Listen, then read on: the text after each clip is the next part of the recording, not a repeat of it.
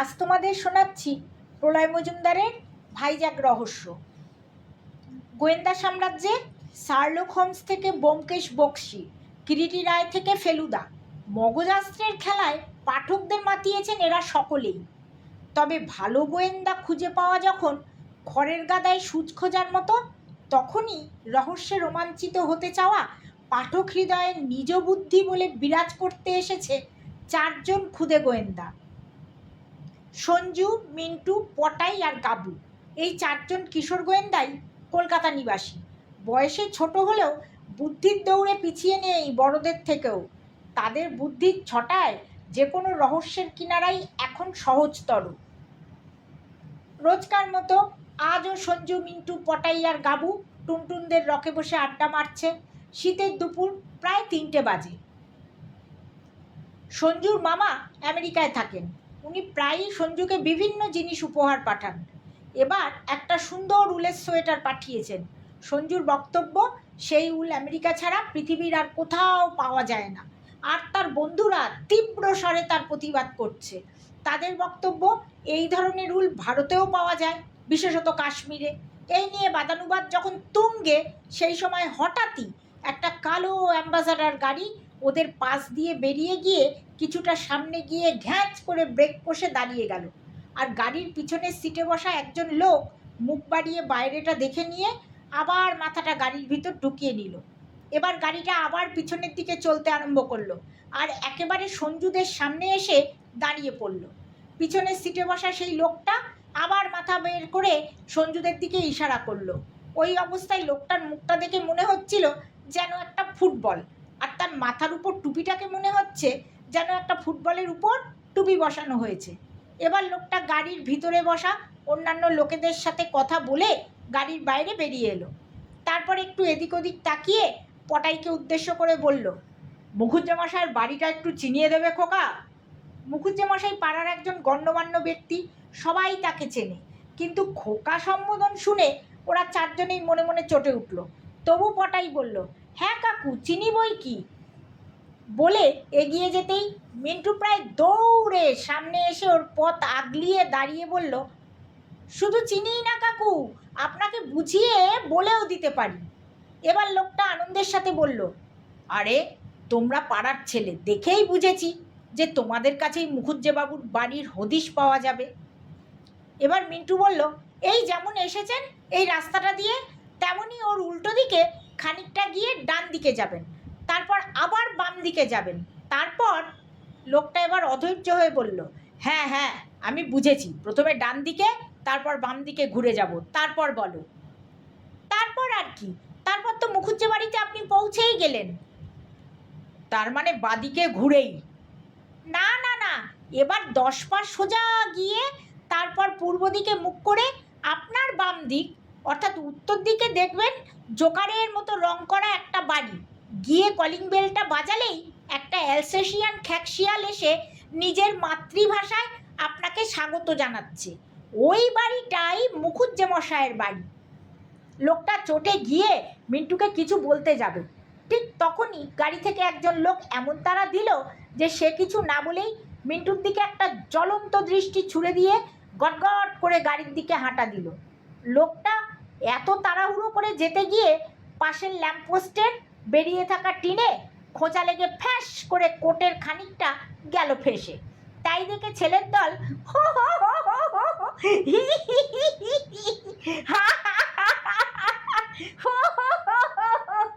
করে হেসে উঠল। লোকটা পিছন ফিরে বিরক্তির দৃষ্টিতে একবার তাকিয়ে নিজের মনে বিড়বিড় করতে করতে গাড়িতে গিয়ে উঠল। বোঝাই গেল যে লোকটার তাড়া না থাকলে ব্যাপারটা এত সহজে মিটত না। গাড়িটা বেরিয়ে যেতে গাবু বললে, তুইও ভাবে না না বললেও পারতিস, তবে আমাদের খোকা বলার ভালো প্রত্যুত্তর পেয়েছে, আর কখনো কাউকে খোকা বলার আগে 2 বার অন্তত ভাববে। গাড়িটা চলে যাবার পর সবাই কিছুক্ষণ চুপচাপ বসে রইল। শুধু মিন্টু একটা ইটের টুকরো তুলে নিয়ে জাগলিং করতে লাগলো। মিন্টুর এক কাকা সার্কাসে জাগলিং করেন, তার কাছ থেকেই মিন্টু জাগলিং শিখেছে। কিছুক্ষণ চুপচাপ মিন্টুর খেলা দেখতে দেখতে হঠাৎ পটাই মিন্টুকে থামতে বলল, আর ওর হাতের ইটের টুকরোটা হাতে নিয়ে ভালো করে দেখে সঞ্জুকেও সেটা দেখার জন্য ইশারা করলে। সঞ্জুও তাই দেখে বলল, কি রে, তুইও জাগলিং শিখবি নাকি? পটাই জবাব দিল, না রে, এই ইটের টুকরোটা দেখে ঠিক ইটের টুকরো বলে মনে হচ্ছে না। তাই শুনে সবাই মিলে ওরা হুমড়ি খেয়ে ভালো করে দেখতে থাকে ওই টুকরোটা। কিছুক্ষণ সেটা ঘুরিয়ে ফিরিয়ে দেখে মিন্টু বলে উঠল, সত্যিই তো, এটা তো ঠিক ইটের টুকরো বলে মনে হচ্ছে না। গাবু জিজ্ঞেস করলো, তুই এটা পেলি কোথায়? মিন্টু পাশের ল্যাম্পপোস্টটা দেখিয়ে বলল, এইখানে। ওরা সবাই এবার ল্যাম্পপোস্টের কাছে গিয়ে দেখলো সেখানে আরও একটা ওই একই রকম জিনিস পড়ে আছে। পটাই জিনিসটা হাতে তুলে নিয়ে বলল, ইতিহাস বইয়ে যে পুরনো মুদ্রার ছবি দেখেছি, এটা যেন সেই রকমই মনে হচ্ছে। গাবু বললে, পুরনো মুদ্রা কোথা থেকে আসবে এখানে? নিশ্চয়ই ওই লোকটার কোটের পকেট থেকেই পড়েছে ল্যাম্পপোস্টে ধাক্কা লাগার সময়। সবাই এক বাক্যে সাই দিল সেই কথায়। মিন্টু বললে, তাহলে তো এগুলো ওই গাড়ির কাকুকে ফিরিয়ে দেওয়া উচিত। মুখুজ্জেমশায়ের বাড়ি ওরা বিলক্ষণ চেনে, কিন্তু মুখুজ্জেমশায়ের অ্যালসেশিয়ানের ভয়ে কেউ তার ত্রিসীমানায় যেতে চায় না। তাই দোনামোনা করতে করতে চারজনেই একসাথে মুখুজ্জেমশায়ের বাড়ির দিকে রওনা দিল। মুখুজ্জেমশায়ের বাড়ির সামনে এসে ওরা তো অবাক। মুখুজ্জেমশায়ের বিখ্যাত অ্যালসেশিয়ানের কোনো সারা শব্দ নেই, বাইরের গেটের তালাটাও খোলা। অন্যদিন এই গেটটা ভেতর থেকে তালা দেওয়া থাকে, কেউ গেটের সামনে এলেই তার চিৎকারে কেউ গেটের সামনে দাঁড়াতেই সাহস করে না। গাবু একবার পাঁচিল টপকে ভিতরে ঢুকেছিল বল খুঁজতে। সেই দিন ওই অ্যালসেশিয়ান খ্যাকশিয়ালের কামড় খেতে খেতে বেঁচে গিয়েছিল। কোনো রকমে পাশের রক্ষিতদের পেয়ারা গাছের ডাল ধরে পাঁচিল টপকে বাইরে বেরিয়ে আসে, তাই রক্ষে। সেই গেটের তালা খোলা, আর গেটটাও পুরো বন্ধ নয়, একটা মানুষ যাওয়ার মতো ফাঁক আছে। কুকুরটারও কোনো সারা শব্দ নেই দেখে চারজনে মিলে গেটটা আরও একটু ফাঁক করে ভিতরে উঁকি মেরে কাউকে দেখতে না পেয়ে আস্তে আস্তে ভিতরে ঢুকলো। এদিক ওদিক তাকিয়ে কারও সারা শব্দ না পেয়ে ওরা সাহস করে এগোতে গিয়ে খেয়াল করলো মেন গেট থেকে বাড়ির দরজা পর্যন্ত যেতে যে লনটা আছে তার চারদিকে একটু দূরে দূরে অনেকগুলো গর্ত খোঁড়া হয়েছে। গর্তগুলো খুব বেশি গভীর নয়, মনে হয় নতুন চারা গাছ লাগাবার জন্য গর্ত খোঁড়া হয়েছে। ওরা কাউকে দেখতে না পেয়ে রঘুদা, রঘুদা, রঘুদা, রঘুদা বলে কয়েকবার ডেকেও কারো সাড়া পেল না। বিপত্নিক মুখুজ্জেমশায়ের দুই ছেলে, দুজনেই বিদেশে থাকে। এই বাড়িতে থাকে উনি, রাঁধুনি কাম ম্যানেজার রঘু, আর পোষ্য অ্যালসেশিয়ান। মুখুজ্জেমশাই বাইরের কারোর সাথেই বেশি মেলামেশা করেন না, মাঝে মাঝে তাকে বাড়ির ছাদে পায়চারি করতে দেখা যায়। বাড়িটা এমনিতে নিস্তব্ধ, শুধু কুকুরটার চিৎকারেই সারাটা বাড়ি গম গম করে। কিন্তু আজ বাড়িটা যেন অস্বাভাবিক রকমের নিস্তব্ধ। এবার ওরা ঘুরে বাড়ির পেছন দিকে গেল। দেখা গেল সেখানেও এক জায়গায় মাটি খুঁড়ে আবার বোজানোও হয়েছে। 4-5 হাত জায়গা জুড়ে সদ্য বোজানো গর্তটার চারদিকে ইতস্তত মাটি এখনও ছড়ানো রয়েছে। হঠাৎ সঞ্জু দেখতে পেলে মাটির ঢিবিটার কাছে একটা ভাঁজ করা কাগজ পড়ে আছে। সেটার দিকে আঙুল তুলে সে সবার দৃষ্টি আকর্ষণ করলো। পটাই দৌড়ে গিয়ে কাগজটা তুলে দেখে ওটা একটা ব্যাংকের ডেবিট কার্ড। তাতে একটা নাম লেখা রয়েছে, হরিরাম তেওয়ারি। ওরা বুঝলো এটা দরকারি কাগজ, এটা তো তাহলে মুখুজ্জেমশাইকে দেওয়া দরকার। কিন্তু রঘুদাকে ডেকে ডেকে কোনো সাড়া পাওয়া গেল না। তাই বাধ্য হয়ে ওরা বাড়ির সামনে এসে দরজা লাগানো কলিং বেলটা বাজাতেই ভিতর থেকে অ্যালসেশিয়ানের গম্ভীর চিৎকার শুনতে পেল। ভয়ে ওরা ছিটকে পিছিয়ে এলো, কিন্তু আশ্চর্যের ব্যাপার, ওরা পিছিয়ে আসার সাথে সাথেই কুকুরের আওয়াজও থেমে গেল। ওরা পিছিয়ে আসার সময় সঞ্জুর পায়ের ধাক্কায় দরজার পাশে রাখা ফুলের টপটা গেল উল্টে, আর টপটা পড়ে গিয়ে 2 হাতখানা হয়ে গেল। ওরা তাড়াতাড়ি ফুলের ভাঙা টপটাকে টেনে দরজার পাশে রেখে দিল, আর ছড়িয়ে পড়া মাটিগুলো এক জায়গায় করে টবের পিছনে ফেলে দিল। ওদের ভয় হচ্ছিল যে মুখুজ্জেমশাই দরজা খুলে বেরিয়ে এসে টপটার দুর্গতি দেখে ওদের উপর হয়তো রেগে যাবেন। কিন্তু এরপরও বাড়ির ভিতর থেকে না মুখুজ্জেমশাই না তার পোষ্যরা কেউই বেরোলো না। এবার কি করবে ভাবতে ভাবতে সঞ্জু আবার কলিং বেলটা টিপলো, আর সাথে সাথেই ভিতর থেকে আবার কুকুরের চিৎকার শোনা গেল, ঘেউ ঘেউ ঘেউ ঘেউ ঘেউ ঘেউ। এবার ওরা চেঁচিয়ে উঠে বলল, রঘুদা, আমরা মুখুজ্জেমশাইকে একটা জিনিস ফেরত দিতে এসেছি, ওনাকে বলো। কিন্তু কলিং বেল থেকে হাত সরাতেই আবার কুকুরের ডাক থেমে গেল, আর মুখুজ্জেমশাই বা রঘুদা কেউই কোনো সাড়া শব্দ করলে না। তখন গাবু বললে, বাড়িতে কেউ নেই মনে হচ্ছে, বোধহয় তাড়া ছিল, তাই কুকুরটাকে বাড়ির ভিতরে রেখে গেটে তালা দিতে ভুলে গেছে।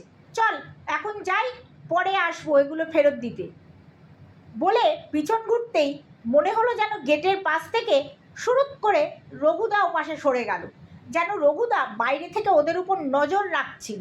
কিন্তু কেন? গাবু দৌড়ে মেন গেটের কাছে গেল, কিন্তু সেখানে সে কাউকেই দেখতে পেলে না। ওকে দৌড়াতে দেখে ওর পিছন পিছন বাকিরাও দৌড়ে গেটের কাছে গেল, কিন্তু কিছু বুঝতে না পেরে গাবুকে দৌড়ের কারণ জিজ্ঞাসা করলো। গাবুর কাছ থেকে ব্যাপারটা জেনে বাকিরা সবাই চিন্তায় পড়ে গেল। সঞ্জু বলল, কিছু একটা অঘটন তো নিশ্চয়ই ঘটেছে, না হলে মেন গেট কোনো দিন খোলা থাকে না, আর গেটের পিছনে অ্যালসেশিয়ানটাও নেই পাহারা দেওয়ার জন্য। এরকম তো কখনোই হয় না। তার থেকেও আশ্চর্যের ব্যাপার, কলিং বেলটা টিপলে তবেই কুকুরের ঘেউ ঘেউ আওয়াজ শোনা যাচ্ছে, আর হাত সরালেই আওয়াজও বন্ধ। কুকুর তো আর মেশিন নয় যে বোতাম টিপলেই চেঁচাবে আর বোতাম টেপা বন্ধ করলেই চুপ করে যাবে। কিন্তু এখন আর কি করা যাবে, সন্ধ্যা হয়ে এসেছে, এবার বাড়ি ফিরতেই হবে, না হলে বাড়িতে উত্তম মধ্যম জুটবে বলে সবাই গেটের দিকে এগোলো। গেট দিয়ে বেরোবার সময় মিন্টুর চোখে পড়ল গেটের বাঁদিকের পিলারের কাছে গেটের আড়ালে কিছু একটা চকচক করছে। সে হাতে তুলে দেখে ওটা একটা হাত ঘড়ি, তবে পুরোনো কালের, আজকাল কেউ এ ধরনের ঘড়ি পরে না। মিন্টু বললে, ঘড়িটা নিশ্চয়ই মুখুজ্জেমশাইয়ের, কিন্তু তার এমন কি তাড়া ছিল যে ঘড়িটা পড়ে গেল সেটাও তিনি খেয়াল করেননি, বা গেটে তালা দেওয়ার পর্যন্ত সময় পাননি। যাই হোক, এখন বাড়ি গিয়ে হাত মুখ দিয়ে পড়তে বসতে হবে, তাই বাড়ি ফেরার আগে পটাইয়ের জিম্মায় জিনিসগুলো রেখে যে যার বাড়ির দিকে রওনা দিল। পটাই ওই জিনিসগুলো পড়ার টেবিলের ড্রয়ারে রেখে দিলে। একটু পরে পটাইয়ের মা পটাইকে মুড়ি কিনতে দোকানে পাঠালেন। দোকানে যেতে গেলে মুখুজ্জেমশাইয়ের বাড়ির পাশ দিয়ে যেতে হয়। পটাই দেখলো এ বাড়িতে কোনো আলো জ্বলছে না, যদিও শীতকাল, দরজা জানলা বন্ধ, তবুও ভিতরে লোক থাকলে আলো তো জ্বলবেই, আর কাঁচের জানলা দিয়ে তার রেশ বাইরে থেকেও দেখা যাবে। যাই হোক, বোঝা গেল মুখুজ্জেমশাই এখনও বাড়িতে ফেরেননি। ভাবতে ভাবতে পটাই বাড়ির পথ ধরল। বাড়ি ফিরেও পটাইয়ের মনে মুখুজ্জেমশাইয়ের বাড়ির ঘটনাগুলো পাক খেতে লাগলো। তার আর পড়ায় মন বসলো না। ঠাকুমার শরীর খারাপ, তাই সঞ্জুর বাবা আজ একটু তাড়াতাড়ি বাড়ি ফিরলেন। ঠাকুমার জ্বর একবার ছাড়ছে, মনে হচ্ছে ভালো হয়ে গেছে, আবার কিছুক্ষণ পর ফিরে আসছে, তাই ডাক্তারবাবু ওষুধ পাল্টিয়ে অন্য ওষুধ দিয়েছেন। সবাই ঠাকুমাকে নিয়ে ব্যস্ত। সকালে দেখা গেল ঠাকুমার জ্বর ছেড়ে গেছে, তার ঘুরে আসেনি। সবাই স্বস্তি পেল। কালকের গম্ভীর পরিবেশ আজ আর নেই। সবাই হাসি মুখে জলখাবার খেতে টেবিলে বসেছে। বাবা বললেন, ভেবেছিলাম কদিন ভাইজাগে বেরিয়ে আসবো সবাই মিলে, কিন্তু মার শরীর ঠিক নেই, তাই আর সবার যাওয়া হবে না। অফিসের কাজে আমাকে ভাইজাগ একাই যেতে হবে। সঞ্জুর মা না গেলে সঞ্জুরও যাওয়া হবে না, তাই আমাকে একাই যেতে হবে। আজ মিলন মেলার মাঠে ক্রিকেট ম্যাচ আছে। মিন্টুর দাদা পিন্টুদের সঙ্গে দক্ষিণ পল্লীর ম্যাচ, তাই পিন্টু সকাল 8টা বাজতেই খেলার মাঠে পৌঁছে গেছে। মিন্টু তার বন্ধুদের সঙ্গে ওখানেই যাবে। ম্যাচ আরম্ভ হবে 9টায়, তার আগেই মাঠে পৌঁছতে হবে। মিন্টু জলখাবার খেয়েই এক ছুটে গাবুদের বাড়ি পৌঁছে গেল। গাবুর দিদি হাবুদি জানলার ধারে বসেছিল। সে বলল, গাবু এই একটু আগেই খেলার মাঠে চলে গেছে রে। মিন্টু সাথে সাথে বেরিয়ে যাওয়ার জন্য ঘুরতেই গাবুর বাবা হাঁক দিলেন, এই দাঁড়াও।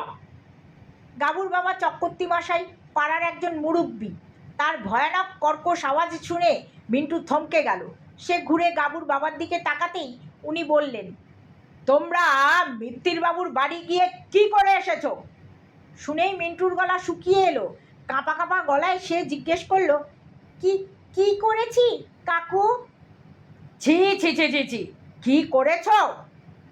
তোমরা মিত্তির বাবুর বাগানের পাঁচিলের ইট খুলে ফেলে তাদের কুল গাছের ডাল ভেঙে মুচড়ে ছোট ছোট কুল পেড়ে সারা বাগানে ছড়িয়ে পুরো বাগান নোংরা করে এখন বলছো কি করেছো? তোমরা ভেবেছো আমি কিছুই জানতে পারবো না? আর এখন জিজ্ঞাসা করছো আমি কি করেছি? মিন্টু আস্তে আস্তে বলার চেষ্টা করলো, কিন্তু কাল তো আমরা দুপুর থেকে মিলন মেলার মাঠের পাশে টুনটুনদের রকে বসে গল্প করছিলাম। গাবুর বাবা কথাটা ঠিক বিশ্বাস করলেন না, তবুও তার মনে হলো যে গাবুও তো ওই একই কথা বলেছিল, তাহলে নালিশটা যে করেছিল তার হয়তো কোনো ভুল হয়ে থাকবে। তাও তিনি মিন্টুকে কিছু জ্ঞান দিলেন। যাই হোক, মিন্টু আর সেখানে দাঁড়িয়ে থাকলো না, আস্তে আস্তে যে আগে বলে মিলন মেলার মাঠের দিকে রওনা দিল। মিন্টু ভালো করে ভেবে দেখলো, গতকাল দুপুর থেকে ওরা সবাই একসঙ্গে টুনটুনদের রকে বসে আড্ডা দিচ্ছিল। তারপর সন্ধ্যা নাগাদ মুখুজ্জেমশায়ের বাড়ি গেল।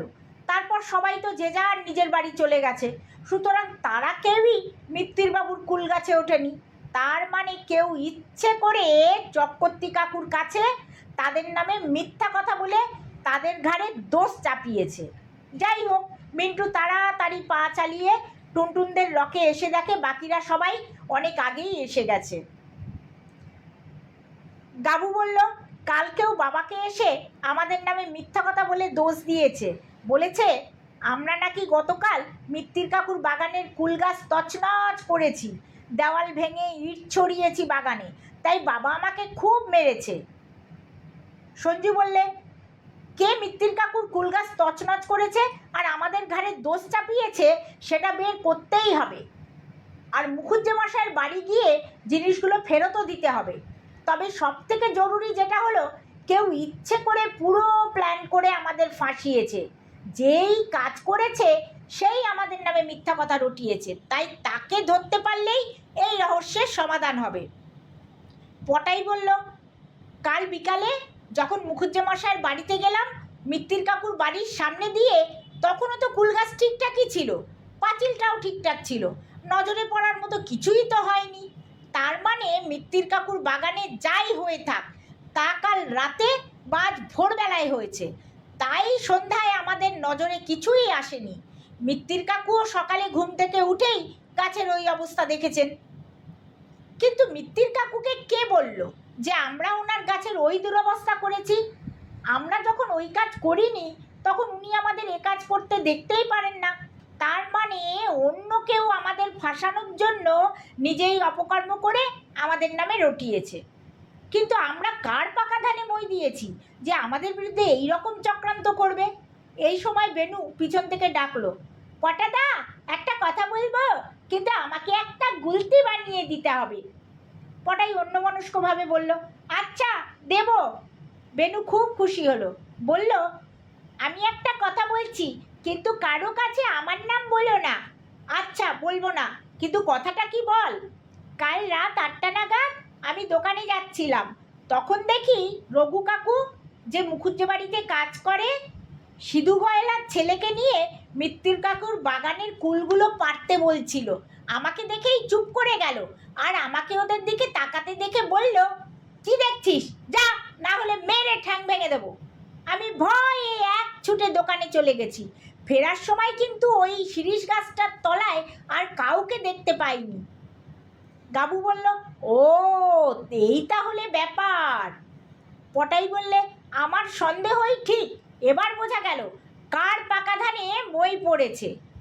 এবার দেখা যাবে আমার গুলতি আর রঘু বেটার মাথার দূরত্ব কতটা। মিন্টু বললে। পটাই বললে, একদম মাথা গরম করিস না, একে মুখুজ্জেমশায়ের বাড়ির ঘটনাগুলো অদ্ভুত, তার উপরে রঘু বেটার এই কাণ্ড, বিষয়টা কিন্তু যথেষ্ট সিরিয়াস। এই কথা বলে পটাই বেনুর দিকে ঘুরে বলল, যা, তোকে কালই আমি গুলতি বানিয়ে দেব।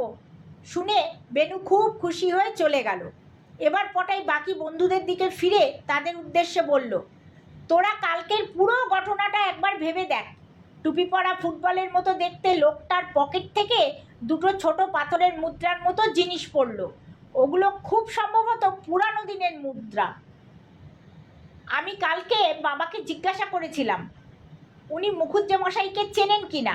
বাবা বললেন ওনার সাথে আলাপ আছে, উনি একজন প্রত্নতত্ত্ববিদ, ডক্টরেট, পুরানো যুগের জিনিস মাটি খুঁড়ে বের করেন, আর্কিওলজিস্ট, যেমন রাখাল দাস বন্দ্যোপাধ্যায়, দয়ারাম সাহানি ছিলেন সেই রকম। এবার সঞ্জু বলল, তার মানে মুখুজ্জেমশাইয়ের কাছে পুরনো দুষ্প্রাপ্য জিনিস থাকতেই পারে যার মূল্য কোটি কোটি টাকা। Then it is a very serious matter, মিন্টুর মন্তব্য। পটাই বলল, সিরিয়াস তো বটেই, ওই পাথরের মুদ্রা দুটোর কথাই ধরা যাক। ও দুটো যদি সত্যিই দুষ্প্রাপ্য কোনো বহুযুগ আগেকার মুদ্রা হয়ে থাকে তাহলে নিশ্চয়ই প্রচুর টাকা দাম হবে। আর অসৎ লোকেরা যদি এর খোঁজ পায় তাহলে নিশ্চয়ই এগুলো হাতানোর চেষ্টা করবে। অসৎ লোকেরা খোঁজ পাবে কি করে? মিন্টু বলল, কেন, রঘু ব্যাটার মারফত। সঞ্জু বললে, কিন্তু মুখুজ্জেমশাই গেলেন কোথায়? অ্যালসেশিয়ান কুকুরটারও কোনো সারা শব্দ নেই। পটাই খুব ঠান্ডা মাথার ছেলে, সে এবার বলল, মনে হচ্ছে ব্যাপারটা বুঝতে পেরেছি। সবাই সমস্যারে বলল, কি বুঝেছিস, কি বুঝেছিস, বল বল না, কি বুঝেছিস? পটাই বললে, রঘু বাড়ি যাওয়ার পোজ করার সময় কখনো মুখুজ্জেমশাইকে কোনো লুকোনো জায়গায় কিছু রাখতে দেখে সেগুলো চুরি করে তার সাগরেদের দিয়ে যাচাই করে জানতে পেরেছে যে ওই জিনিসগুলো বহু প্রাচীন আর এর বাজার দরও প্রচুর। তাই সে বাড়ির ভিতরে বিশেষ কিছু না পেয়ে বাগান থেকে আরও ঘরা ঘরা মোহর পাওয়ার আশায় বাগানের মাটি খুঁড়েছে। কারণ সে খুব ভালো করেই জানতো তার মালিক কী কাজ করে। তাই তার ধারণা হয় যে ওই ধরনের প্রাচীন জিনিস এই বাড়িতে খুঁজলে হয়তো আরও পাওয়া যাবে। এবার গাবু বললে, তাই বাগানে এত জায়গায় খোঁড়াখুড়ি হয়েছে। পটাই বললে, হ্যাঁ, একদম ঠিক কথা, কিন্তু যখন এত খোঁড়াখুড়ি করেও ফল না হওয়ায় হতাশ হয়ে রঘু তার সাগরেদদের সঙ্গে নিয়ে মুখুজ্জেমশাইকে কিডন্যাপ করেছে। গাবু বলল, ওই টুপি পরা লোকটা কোনো কারণে পিছনে মাটির ঢিবিটার কাছে গেছিল আর তখনই ওর কোটের ছেঁড়া পকেট থেকে ডেবিট কার্ডটা পড়ে যায়। মাটির ঢিবিটা সদ্য বোঝানো মাটিগুলো কেমন ছড়িয়ে ছিটিয়ে ছিল। মনে হয় মুখুজ্জেমশাইয়ের অ্যালসেশিয়ানটার ওখানেই গতি করেছে, কারণ এই ধরনের কুকুরেরা ওয়ান ম্যান ডগ হয়। তাই ও বেঁচে থাকলে কোনো কাজই এই বদমাইশেরা করতে পারতো না, তাই ওকেই আগে সরাতে হয়েছে। মিন্টু বলল, তবে যে আমরা বেল টিপতেই কুকুরের ডাক শুনলাম, ওটাই তো রঘু ব্যাটার কারসাজি। ওটা সম্ভবত কুকুরের ডাকের কলিং বেল, যাতে কেউ এসে যদি কলিং বেল বাজায় তাহলে শুনতে পাবে ভিতরে কুকুর ডাকছে। রঘু নিজে হয়তো আশেপাশে কোথাও লুকিয়ে সব কিছুর উপর নজরও রাখছে। সঞ্জু বললে, তাহলে তো রঘু ব্যাটাকে এখনই ধরা দরকার। গবার মন্তব্য, এসব পুলিশের কাজ, চল আমরা বরং থানায় গিয়ে পুলিশকে সব বলি। তবে তার আগে রঘু ব্যাটার সাথে আমাদের দেনা পাওনাটা মিটিয়ে নিতে হবে। একদম ঠিক কথা, গাবুর বাবা গাবুকে মেরেছেন রঘুর ষড়যন্ত্রের কারণেই, আর আমাদের সবাইকে ফাঁসিয়েছে মিথ্যা কথা বলে, ওকে ছাড়া চলবে না, সঞ্জুর মন্তব্য। কিন্তু রঘু তো এখন মুখুজ্জে বাড়িতে থাকছে না, ওকে কোথায় পাওয়া যাবে? এখনও কোথায় আছে সেটাই তো আগে খুঁজে বের করতে হবে। পটায়ের এই কথার উত্তরে গাবু বলল, রঘু বেটা অনেক সময় উড়িয়া জগন্নাথের পানের দোকানে পান খেতে যায়, ওখানে নিশ্চয়ই ওর কোনো খবর পাওয়া যাবে। পটাই বললে, হ্যাঁ ঠিক বলেছিস, আমিও ওকে জগন্নাথের পানের দোকানে অনেক সময় পান কিনতে দেখেছি, চল ওখানেই যাই। ওরা পানের দোকানে যেতেই জগন্নাথ পানওয়ালা এক গাল হেসে জিজ্ঞেস করলো, হে হে হে, কি খোকা বাবুরা, তোমরা পান খেতে এসেছো? কি পান দেব, মিঠা পান? পটাই বললে, হ্যাঁ মিঠা পান দাও সবাইকে। জগন্নাথ পানওয়ালার পান সাজা দেখতে দেখতে সঞ্জু পানওয়ালার সাথে গল্প জুড়ে দিলে।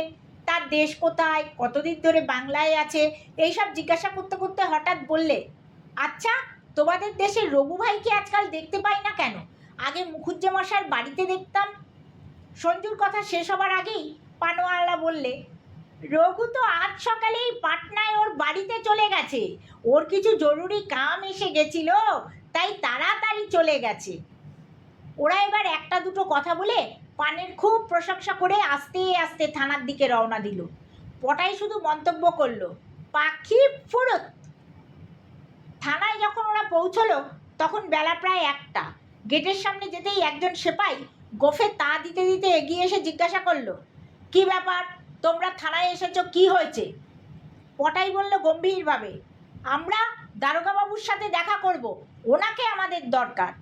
সেপাইজি বলল, উনি এখন খাচ্ছেন, তোমরা আমাকেই বলো কি দরকার, আমি বড়বাবুকে বলে দেবো। তবুও ওরা দারোগাবাবুকে এই সব কথা বলবে বলে জেদ করতে লাগলো। এই সময় ভেতর থেকে দারোগাবাবু চেঁচিয়ে বললেন, রামদিন, ওদের আসতে দাও, আমি কথা বলবো। এবার রামদিন ওদেরকে ভিতরের ঘরে দারোগাবাবুর কাছে পাঠিয়ে দিলে। এবার এক এক করে চারজনেই দারোগাবাবুর ঘরে ঢুকলো। ঘরটা বেশি বড় নয়, ঘরের মাঝখানে একটা টেবিল, তার উপর দুটো ছোট ছোট স্ট্যান্ডে ভারতের জাতীয় পতাকা আটকানো, পাশে কিছু ফাইলপত্র রাখা আছে, মাথার উপর বনবন করে একটা সিলিং ফ্যান ঘুরছে। টেবিলের ওপাশে একটা চেয়ারে বড়বাবু বসে, এপাশে দুটো চেয়ার। বড়বাবু ওদের ঢুকতে দেখে রামদিনকে দিয়ে আরও দুটো চেয়ার আনিয়ে ওদের বসতে বললেন। তারপর রামদিনকে তিনি বললেন, মিষ্টির দোকানের ছেলেটাকে বলে সবার জন্য দুটো করে বড় সাইজের রসগোল্লা আনিয়ে দাও। তারপর ওদের দিকে ফিরে বললেন, কি ব্যাপার, এবার বলো কি হয়েছে।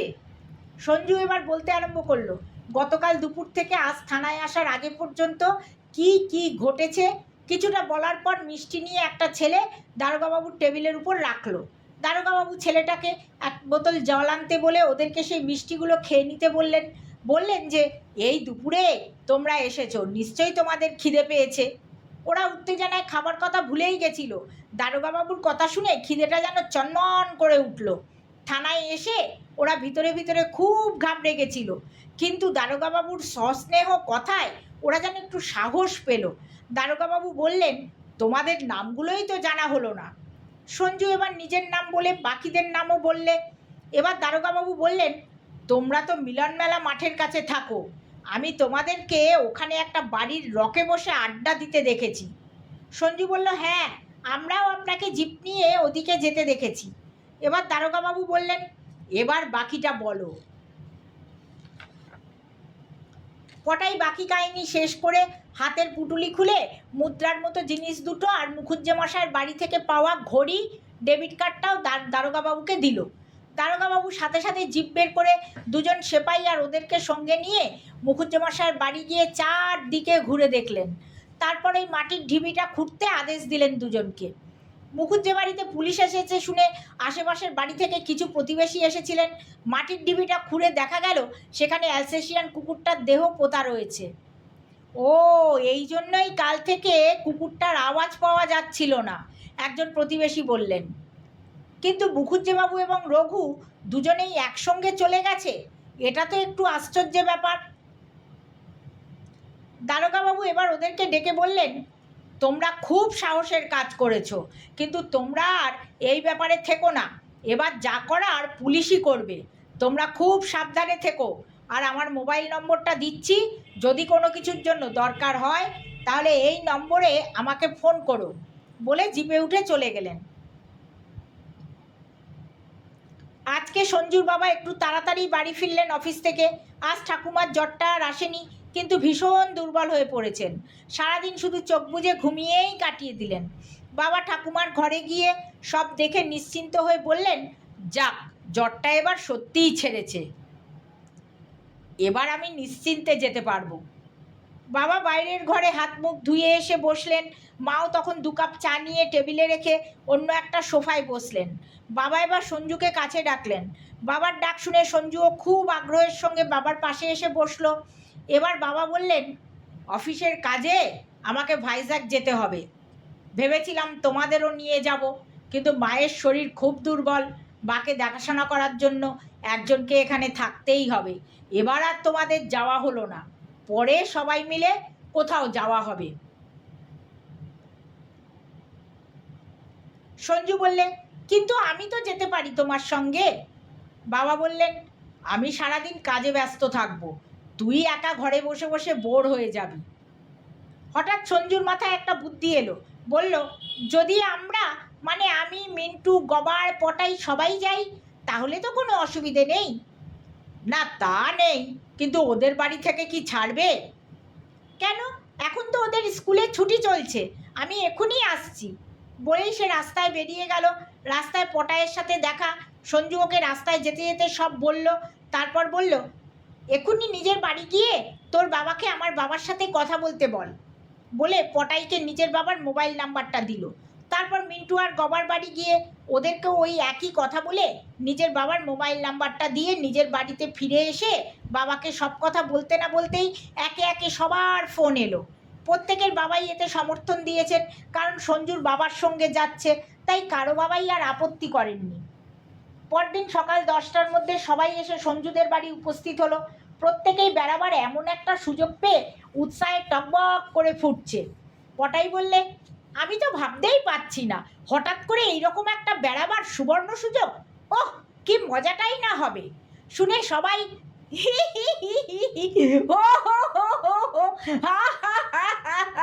হেসে বলল, সত্যি কথা, এমন সুযোগ ভাবাই যায় না। 3 cheers for Sanju, hip hip hurray. 3 cheers for Sanju, hip hip hurray. 3 cheers for Sanju, hip hip hurray, hip hip hurray, hip hip hurray, hip hip hurray. এবার গবা বলল, কাল দারোগাবাবু আমাদের একবার থানায় দেখা করতে বলেছেন। সন্ধ্যায় ট্রেন আসায় আর সময় হবে না, গোছগাছ আছে, চল এখনই থানায় গিয়ে দারোগাবাবুর সাথে দেখা করে আসি। একথা শুনে সবাই মিলে থানার দিকে রওনা দিলে। থানায় গিয়ে দেখলো কালকে সেই সিপাহীজি দাঁড়িয়ে আছেন। ওদের দেখে বললেন, দারোগাবাবু একটু পরেই আসছেন, তোমরা বসো, তোমরা খুব সাহসের আর বুদ্ধির কাজ করেছো। বলতে বলতেই দারোগাবাবু এসে গেলেন। ওদের দেখতে পেয়ে নিজের কেবিনে ডেকে নিলেন। ওরা দারোগাবাবুর ঘরে যেতেই উনি সবাইকে একটা করে পার্কার পেন দিলেন এবং বললেন, তোমরা যে সাহসের আর বুদ্ধির কাজ করেছো তার জন্য আমার তরফ থেকে তোমাদের জন্য এই পুরস্কার। তারপর একটু গম্ভীরভাবে বললেন, এখনো পর্যন্ত মুখার্জিবাবুর কোনো খোঁজ আমরা পাইনি। যেহেতু ওই বাড়ির গেট খোলা, তার মানে মুখার্জিবাবু স্বইচ্ছায় কোথাও যাননি, তাকে কিডন্যাপ করা হয়েছে। আর তোমরা যে জিনিস দুটো দিয়েছিলে ওগুলো খুবই দুষ্প্রাপ্য, প্রাচীন মুদ্রা। কুকুরটাকে গুলি করে মারা হয়েছে, তাই ব্যাপারটা খুবই সাংঘাতিক। রঘুর ব্যাপারে পাট্টা পুলিশকে খোঁজ খবর নিতে বলেছি, ওকে অ্যারেস্ট করলেই ওর কাছ থেকে সব খবর পাওয়া যাবে। যাক, তোমরা আর এসবের মধ্যে থেকো না। আর ডেবিট কার্ডটা যার নামে, তিনি ওড়িশার গঞ্জাম জেলায় থাকেন, একজন বড় ব্যবসায়ী। ওনাকে কেউ বা কারা দিন 15 আগে অপহরণ করে মোটা মুক্তিপণ দাবি করেছে। দিন 3 আগে উনি বাড়ি ফিরে এসেছেন, অথচ বাড়ির লোক পুলিশেও যায়নি, কত টাকা মুক্তিপণ দিয়েছে তাও বলেনি। সুতরাং বুঝতেই পারছ কত বড় একটা দুষ্ট চক্র এই ব্যাপারটার সঙ্গে জড়িত। বলে দারোগাবাবু চুপ করলেন। তখন সঞ্জু বললে, স্যার, আমার বাবার সঙ্গে আমরা 4 জনেই আজকের রাত্রের ট্রেনে ভাইজাগ যাচ্ছি বেড়াতে। দারোগাবাবু শুনে খুব খুশি হলেন। বললেন, ওখানকার এসপি আমার ক্লাসমেট ছিল। যেহেতু তোমাদের জন্যেই পুলিশ এই কেসটার সম্বন্ধে জানতে পেরেছে, তাই তোমরা একটু সাবধানে থেকো। প্রয়োজন হলে আমাকে ফোন করো, আমি ওখানকার এসপি অংশুমান লাহিড়ির ঠিকানা তোমাদের দিয়ে দিচ্ছি। যদি সেরকম প্রয়োজন মনে করো তাহলে ওনাকে ফোন করো। বলে এসপি লাহিড়ির মোবাইল নম্বর দিলেন। তারপর বললেন, এবার তোমরা বাড়ি যাও। ওরা 4 জনে হাসি মুখে তখন বাড়ির দিকে পা বাড়ালো। বিকেল 5টা বাজার পর একে একে মিন্টু, গবা আর পটাই নিজের নিজের লাগেজ নিয়ে সঞ্জুর বাড়ি হাজির। সঞ্জুর মা সবাইকে কিছু খাবার খাইয়ে দিলেন, আর রাত্রে ট্রেনে খাবার জন্য লুচি, আলুর দম আর সন্দেশ টিফিন ক্যারিয়ারে করে দিয়ে দিলেন। মিন্টুর মা পায়েস করে দিয়েছেন, গাবু এনেছে সন্দেশ, আর পটাই এনেছে বাড়ি থেকে সবার জন্যে কেক আর বিস্কুট। এবার সঞ্জুর বাবা বললেন, আর দেরি করাটা ঠিক হবে না, ট্যাক্সি এসে গেছে। এই বলে সবাইকে নিয়ে ট্যাক্সিতে উঠতেই ট্যাক্সি ছেড়ে দিল। সঞ্জু পিছন ফিরে দেখলো মা আর ঠাকুমা তখনও হাত নেড়ে যাচ্ছে। সামনের বাঁকটায় গাড়ি ঘুরতেই মাকে আর দেখা গেল না। সঞ্জুর মনটা মায়ের জন্য খারাপ হয়ে গেল। হাওড়া স্টেশনে যখন ট্যাক্সি পৌঁছলো তখনও ট্রেন ছাড়তে আধ ঘন্টা দেরি। সবাই নিজের নিজের সিটে গুছিয়ে বসতে না বসতেই ট্রেন চলতে শুরু করলো। একই বার্থে সবার সিট পড়েছে, শুধু সঞ্জুর বাবার সিটটা পড়েছে আপারে। মাঝের সিটে একজন বয়স্ক লোক, আর এসি সিটটা খালিই চলেছে। খড়গপুর পৌঁছাবার আগেই ওরা রাতের খাবার খেয়ে নিল। সঞ্জুর বাবা বললেন, এবার তোমরা শুয়ে পড়ো, কাল প্রায় 1:30 নাগাদ আমরা পৌঁছবো। খড়গপুরে 2 জন লোক আরএসি সিটে এসে বসলো। দুজনেরই বিশাল চেহারা, আর দুজনেরই পাশের দিক করে ধুতি পরা। গাড়িতে ওঠার পর থেকেই দুজনে অনর্গল কথা বলে চলেছে, যার একবর্ণ কারো বোধগম্য হচ্ছে না। সঞ্জুর হঠাৎ দারোগাবাবুর সাবধান বাণী মনে পড়ে গেল। ওর মনে হলো এই লোক দুজন সেই কিডন্যাপারদের দলের লোক না তো, ওদের জন্যই পুলিশ মুখুজ্জে মশাইয়ের কিডন্যাপিংয়ের ব্যাপারটা জেনে ফেলেছে, তাই ওদের নজরে রাখার জন্য এই লোক দুজনকে হয়তো পাঠিয়েছে। এই লোক দুটোর ভাষাও বোঝা যাচ্ছে না। এই সময় ওদের মধ্যে একজন সঞ্জুর দিকে তাকিয়ে কিছু বলল। সঞ্জু তাতে ঘাবড়ে গিয়ে পটাইকে ধাক্কা দিয়ে তুলল। সেই সময় অন্য লোকটা ইংরাজিতে বলল, উনি তোমার নাম জিজ্ঞাসা করছেন। এই কথা শুনে সঞ্জু কিছুটা স্বাভাবিক হলো। সেও ইংরেজিতে জবাব দিল, I am Sanju from Kolkata. এইবার প্রথম লোকটি ভেরি স্মার্ট বয় বলে আবার নিজেদের মধ্যে কথা বলতে শুরু করলো। পটাই বলল, নে এবার শুয়ে পড়, ভোরবেলা ট্রেন থেকে বাইরেটা দেখতে খুব ভালো লাগে। সকালে যখন সঞ্জুর ঘুম ভাঙল তখন ট্রেন খুর্দা রোড স্টেশন ছাড়িয়ে যাচ্ছে। বাকিরা সবাই আগেই উঠে পড়েছে। কালকে রাত্রের লোক দুজন সঞ্জুকে দেখে গুড মর্নিং বলল। সঞ্জুও তাদেরকে হেসে প্রত্যুত্তর দিল। তারপর ফ্রেশ হতে চলে গেল। ব্রেকফাস্ট সেরে ওরা গল্প করতে লাগলো। শুধু পটাই জানলা দিয়ে বাইরের দৃশ্যাবলী দেখতে লাগলো। পাহাড়, জঙ্গল, মাঝে মাঝে লাল মাটির গ্রাম। ট্রেন যত এগোচ্ছে ততই দেখা যাচ্ছে তাল গাছের সারি। বেলা বাড়ার সাথে সাথে বেরহামপুর, পলামা, গঞ্জাম জেলা পার হয়ে ট্রেন অন্ধ্রপ্রদেশের সীমানায় পৌঁছে গেল। হঠাৎ দেখা গেল পাহাড়ের মাথায় একটা মন্দির। বাবা বললেন, ওটা সিংহাচলম মন্দির। ওটা প্রায় 400 ফুট পাহাড়ের উপর নরসিংহদেবের মন্দির। ভগবান বিষ্ণুর অবতার নৃসিংহদেব। এই দেবতা চন্দনে আবৃত থাকেন। বৈশাখ মাসে অক্ষয় তৃতীয়ার দিনে চন্দন যাত্রায় দেবতার প্রকৃত রূপে তিনি দেখা দেন। একটু পরেই বিশাখাপত্তনম শহরটা দেখা যেতে লাগলো। সঞ্জুর বাবা বললেন, 11 শতাব্দীতে অন্ধ্রের রাজা মন্দির স্থাপন করে দেবতা বিশাখ বা কার্তিকেয়র পুজো করেন, আর সেই থেকেই এই জায়গার নাম বিশাখাপত্তনম। এই শহরের 3 দিকে পাহাড় আর পূর্ব দিকে বঙ্গোপসাগর। সারা ভারতবর্ষে আর কোথাও সাগর আর পাহাড়ের এমন অপূর্ব সমন্বয় দেখা যায় না। এই বিশাখাপত্তনমের আর একটা নাম ভাইজ্যাক, যার অপর নাম ওয়ালটেয়ার। এই একটা গুরুত্বপূর্ণ বন্দর। এই বন্দর দিয়েই লৌহ আকরিক আর ম্যাঙ্গানিজ যায় বিদেশের বাজারে। এছাড়াও হিন্দুস্তান শিপইয়ার্ড কোম্পানির অন্যতম জাহাজ কারখানা, করমণ্ডল ফার্টিলাইজার আর হিন্দুস্তান পেট্রোলিয়ামের তৈল শোধনাগারও এখানেই অবস্থিত। ওনার কথা শেষ হতে না হতেই ট্রেন স্টেশনে ঢুকতে আরম্ভ করলো। সবাই নিজের নিজের লাগেজ নিয়ে সঞ্জুর বাবাকে অনুসরণ করলো। স্টেশন খুব পরিষ্কার পরিচ্ছন্ন। একজন ইউনিফর্ম পরা লোক এসে সঞ্জুর বাবাকে সেলাম করে বলল, সাব, গাড়ি বাইরে পার্ক করা আছে। সবাই বাইরে গিয়ে একটা জিপ গাড়ি দাঁড়িয়েছিল, তাতে উঠে বসলো। গাড়ি হু হু করে ছুটে চলেছে। দুধারে পাহাড়ের সারি, মাঝে মাঝে তেলুগু ভাষায় লেখা সাইনবোর্ড। কিছুক্ষণ পরে গাড়িটা এসে একটা একতলা বাড়ির সামনে দাঁড়ালো। পাঁচিল ঘেরা বাড়িটার গেট দিয়ে ঢুকতেই একটা ছোট্ট লন পার হয়ে সামনে একটা গ্রিল ঘেরা বারান্দা। সেখানে অভিজিৎ কাকু দাঁড়িয়ে আছেন। উনি সঞ্জুর বাবার বন্ধু। সঞ্জুদের বাড়ি কয়েকবার গেছেনও। অভিজিৎ কাকু সবাইকে হৈ হৈ করে বাড়িতে নিয়ে গেলেন। ভিতরে একটা ঘরে লাগেজ রেখে সবাই ফ্রেশ হয়ে লাঞ্চ সেরে নিল। অভিজিৎ কাকু বললেন, এবার সবাই একটু বিশ্রাম করে নাও, বিকালে নাইডু তোমাদের আরকে বিচে ঘুরিয়ে আনবে। এখানে বাদল ব্যানার্জি নামে এক বাঙালি ভদ্রলোকের চেষ্টায় মা কালীর মন্দির স্থাপিত হয়। দেবী এখানে ভবতারিণী রূপে পূজিত। সামনে সমুদ্র আর পিচঢালা রাস্তাও সমান্তরালভাবে চলেছে। সে এক ভারী চমৎকার দৃশ্য। এত সব উত্তেজনার মধ্যে কি আর কারো ঘুম হয়? বিকেল 4টে বাজতে না বাজতেই নাইডু গাড়ি নিয়ে হাজির। সবাই হৈ হৈ করে বেরিয়ে পড়ল রামকৃষ্ণ বিচ দেখতে। বিচে পৌঁছে নাইডু ওদের ডলফিন নোজ দেখাতে নিয়ে গেল। যেখানে সমুদ্রে এসে পাহাড়ের সঙ্গে মিশেছে, সেই জায়গাটা একদম ডলফিনের নাকের মতো দেখতে। ওরা বিস্ময়ে হতবাক হয়ে দেখতে লাগলো প্রকৃতির এই অপরূপ সৃষ্টি। পাশের রাস্তা দিয়ে একের পর এক গাড়ি ছুটে চলেছে। হঠাৎ পটাইয়ের মনে হলো একটা গাড়ি যেন একটু আস্তে হয়ে গেল, আর একজন লোক গাড়ির ভিতর দিয়ে তাদের দিকেই তাকিয়েছিল। পটায়ের চোখে চোখ পড়ে যেতেই গাড়িটা আবার হুশ করে বেরিয়ে গেল। মিন্টু ওকে দেখতে পেয়ে বলল, আরে তুই এখানে? আমরা তোকে দেখতে না পেয়ে খুঁজছি। কালী মন্দির দেখতে যাব, সন্ধ্যা হয়ে আসছে।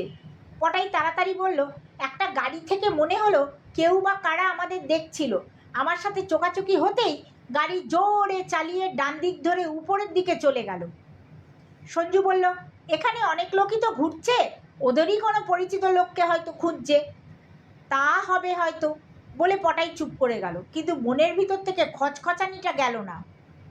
ফিরে যাওয়ার সময় নাইডু ডান দিকের উপরের রাস্তাটাই ধরল। কিছুটা যাওয়ার পর নাইডু রাস্তার ধারে গাড়ি দাঁড় করিয়ে রেখে বলল, এখান থেকে সমুদ্রটা দেখো। আরে কি আশ্চর্য, এত উপর থেকে মনে হচ্ছে যেন সমুদ্রটাও উপরে উঠে গেছে। পটায়ের হঠাৎ একটা গাড়ির দিকে চোখ পড়ে গেল। আরে এই তো সেই গাড়িটা, যেটা থেকে একটা লোক তাদের দিকে নজর রাখছিল। গাড়িটা যেখানে দাঁড়িয়েছিল সেখানে পাশেই একটা বিশাল বাড়ি। কাছে গিয়ে দেখলো ওর উল্টো দিকেও একটা বাড়ি দেখা যাচ্ছে। পটাই বাড়িটার কাছে গিয়ে দেখলো সেই বাড়ির সামনে একটা ফলক লাগানো, তাতে নাম লেখা বিদ্যুৎ কুমার তোপদার। এর উল্টো দিকেও এইরকম একটা বড় বাড়ি, তাতে নাম লেখা আছে কান্তমোহন রায়চৌধুরী। অর্থাৎ এনারা দুজনেই বাঙালি। এই সময় সঞ্জু গাড়ি থেকে ডাকলো পটাইকে। পটাই এসে গাড়িতে উঠলো, তারপর গাড়ি ছেড়ে দিল। সঞ্জুর বাবা ও অভিজিৎ কাকু লনে বসে গল্প করছিলেন। ওরা আসতেই দুজনে জিজ্ঞাসা করলেন, জায়গাটা কেমন লাগলো? বেড়ানোটা ভালো হয়েছে তো? ওরা সবাই একসাথে বলল, খুব ভালো, খুব ভালো, খুব দারুণ লাগলো। এই সময় রান্নার লোকটি জলখাবার এনে দিতে সবাই খাওয়া শুরু করলো। ঠিক তখনই বাড়ির বাইরে একটা গাড়ির হর্নের আওয়াজ পাওয়া গেল। তারপরই ঘরে একজন সম্ভ্রান্ত লোকের আবির্ভাব ঘটল। ভদ্রলোকের পরনে সাদা ফিনফিনে পাঞ্জাবি আর পায়জামা, চোখে সোনালি ফ্রেমের চশমা, রোগা লম্বা চেহারা।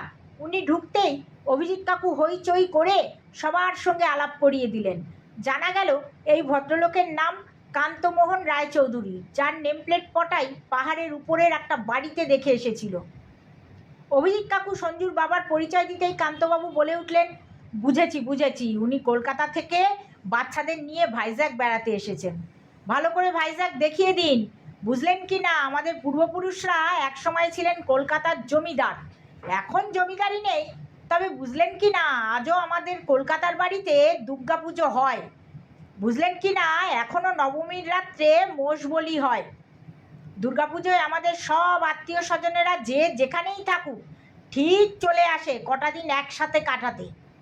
বুঝলেন কি না, এখানেও আমরা সব বাঙালিরা মিলে খুব বড় করে কালী পুজো করি। উনি কথা বলতেই থাকলেন। বোঝা গেল বুঝলেন কি না কথাটা ওনার মুদ্রা দোষ, তবে এমন একজন লোক সঙ্গে থাকলে আড্ডাটা জমে ভালো। এবার অভিজিৎ কাকু ওনাকে থামিয়ে দিয়ে বললেন, তুই কি করে বুঝলি যে ওনারা কলকাতা থেকেই বেড়াতে এসেছেন? কান্তবাবু বললেন, কেউ 4 জন সমবয়সী ছেলেকে সাথে করে নিয়ে কাজ করতে তো আসবে না। আরে আমি বুঝলে কি না, 1000 খানেক রহস্য আর গোয়েন্দা গল্প গুলে খেয়েছি, এ তো সামান্য ব্যাপার। এবার পটাই বলল, সে তো যে কেউ বলতে পারে, যেমন আপনার একটা কন্টেসা গাড়ি আছে। কান্তবাবু একটু চুপ করে থেকে বললেন, সে তো আমি এসে হর্ন বাজাতেই তোমরা দেখেছো যে আমি কন্টেসায় এসেছি, এতে আর রহস্য কোথায়? এবার পটাই বললে, আপনি 20 কিলোমিটার দূরে সমুদ্রের ধারে পাহাড়ের উপর একটা সাদা দোতলা বাড়িতে থাকেন। আপনার বাড়ির গেটের পাশে একটা স্টেশনারি দোকান আছে, সেখানে লজেন্স বিস্কুট পাওয়া যায়। আপনার বাড়ির পাশেই আর একটা দোতলা বাড়ি আছে, তাতে একটা সুন্দর লন আছে। সেই বাড়িটা আপনার বন্ধু বিদ্যুৎ কুমার তোপদারের। পটায়ের কথা শুনে সবাই হো হো হো হো হো হা হা হা হা হা হি হি হি হি হি হো হো হো হো হো করে হেসে উঠল। এবার কান্তবাবু জিজ্ঞেস করলেন, বিদ্যুৎ আর আমি যে বন্ধু, সে কথা জানলে কি করে? কেন, প্রবাসে দুজন বাঙালি পাশাপাশি থাকবে আর বন্ধুত্ব হবে না, এটা তো সম্ভব নয়। তাই 2 এ 2 4 হবেই। এবার অভিজিৎ কাকু বললেন, কে এই বিদ্যুৎ কুমার তোপদার? কান্তবাবু বললেন, বিদ্যুৎ হলো গিয়ে জাহাজের সার্ভেয়ার, অর্থাৎ জাহাজের কন্ডিশন কেমন, জাহাজের আয়ু আর কতদিন জাহাজটা চালু থাকবে, এইসবের এক্সপার্ট। যারা জাহাজ ব্যবসার সঙ্গে জড়িত তাদের সঙ্গেই বিদ্যুতের সম্পর্ক। যেমন রাজাবাবু হলেন একটি জাহাজ কোম্পানির মালিক, উনি নানা ব্যবসার সঙ্গে যুক্ত। বিহারের লোক, বিদ্যুৎ ওনার অন্যতম কাজের লোক। বন্দর সংস্থার কোন জাহাজ ইন্সপেক্ট করে বিদ্যুৎ যদি বলে যে এই জাহাজ আর বেশি দিন কর্মক্ষম থাকবে না, তবে বন্দর সংস্থা ওই জাহাজ বিক্রি করে দেবে। তখন এই রাজাবাবু জলের দরে ওই জাহাজ কিনে নিয়ে সেটাকে সারিয়ে নিজের ব্যবসার কাজে লাগিয়ে দেয়। অভিজিৎ কাকু জিজ্ঞাসা করলেন, তুই এত কথা জানলি কি করে? আমার কাজের কন্ট্যাক্ট তো ওর কাছ থেকেই আসে, তাই এইসব ব্যাপারগুলো আমার জানা। রাজাবাবুর কাজ দেখাশোনা করে চিমন যাদব, তার কাছ থেকেই আমি জেনেছি। এই সময় বাইরে একটা গাড়ি থামার আওয়াজ হলো, আর একটু পরেই দরজার নক করে জিজ্ঞাসা করলো, রায়চৌধুরী বাবু? হ্যাঁ। সঙ্গে সঙ্গে কান্তবাবু সবার কাছে বিদায় নিয়ে উঠে চলে গেলেন। কান্তবাবু গাড়ির কাছে যাওয়ার পর গাড়ির ভিতরের আলো জ্বলে উঠল। সেই আলোতে দেখা গেল একজন স্যুট পরা লোক ভেতরের দিকে বসে আছে, আর জানলার পাশে সেই ফুটবলের মতো মাথাওয়ালা লোকটা বসে আছে। এই লোকটাই কলকাতায় পটাইয়ের কাছে মুখুজ্জে মশাইয়ের বাড়ির খোঁজ করছিল। মিন্টু সবাইকে ডেকে ঘরের ভিতর নিয়ে গিয়ে বলল, কিছু বুঝলি তোরা? গবা বলল, কি বলতো? মিন্টু বলল, সেই লোকটা রে, যে আমাদের কাছে মুখুজ্জে মশাইয়ের বাড়ির ঠিকানা খুঁজছিল কলকাতায়। সেই লোকটা গাড়ির ভিতর বসেছিল। দারোগাবাবু তো একেই খুঁজছেন মুখুজ্জে মশাইয়ের কিডন্যাপিংয়ের ব্যাপারে। দাঁড়া, দারোগাবাবুকে ফোন করে জানাই বলে মিন্টু সঞ্জুর বাবার মোবাইলটা চেয়ে নিয়ে দারোগাবাবুকে ফোন করে সব জানালো। সে যে রাজাবাবু বলে একজন ব্যবসায়ীর কাজ কারবার দেখাশোনা করে তাও জানালো। দারোগাবাবু বললেন, তোমরা খুব ভালো খবর দিয়েছ। এই লোকটার নাম চিমন যাদব, আর রাজাবাবু খুব সাংঘাতিক লোক। আমি এখনই এসপি লাহিড়িকে মেসেজ করে দিচ্ছি, তোমরা কালকেই ওনার সাথে দেখা করে সব খুলে বলো। এবার ফোন বন্ধ করে মিন্টু বলল, চল একটু বাইরে ওয়াক করে আসি। সাথে সাথে সবাই এক পায়ে খাড়া। ওরা সঞ্জুর বাবাকে বলে গেট দিয়ে বেরিয়ে খানিকটা যাওয়ার পর একটা দোকান দেখে সেখানে দাঁড়ালো। মিন্টু বলল, কয়েক প্যাকেট চিপস কিনে নিই রে, চিপস খেতে খেতে গল্প ভালো জমবে বলে দোকান থেকে কয়েকটা চিপসের প্যাকেট কিনলো। গাবু হাঁটতে হাঁটতে বলল, চিমন যাদব যদি ব্যবসার কাজ করে তবে মুখুজ্জে মশাই কিডন্যাপ করতে কলকাতায় যাবে কেন? দোকানদারের কানে চিমন যাদবের নামটা যেতেই লোকটা বলল, চিমন আন্না very dangerous, go back go back. Mintu দোকানদারের দিকে তাকিয়ে চোখ বড় বড় করে বলল, yes we know, very dangerous, like Superman.